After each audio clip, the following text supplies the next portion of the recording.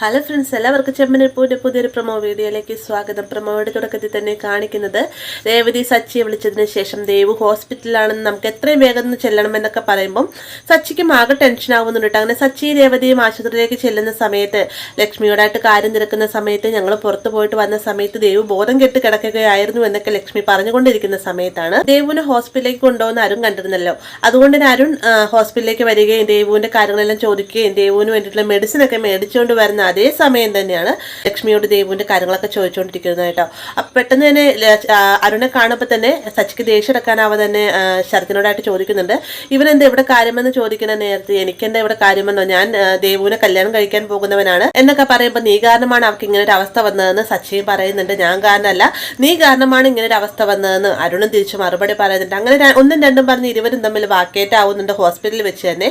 ഇതെല്ലാം കണ്ടുകൊണ്ട് തന്നെ അവർ സച്ചിയെയും അതുപോലെ തന്നെ ശരത്ത് അരുണയും തടയാനൊക്കെ ആയിട്ട് ശ്രമിക്കുന്നൊക്കെ കേട്ടോ. അപ്പൊ ഇത്രയുമാണ് പ്രൊമോയിൽ ഉൾപ്പെടുത്തിയിരിക്കുന്നത്. വീഡിയോ ഇഷ്ടമായി ലൈക്ക് ചെയ്യാനും കൂടെ സബ്സ്ക്രൈബ് ചെയ്യാനും മറക്കരുത്.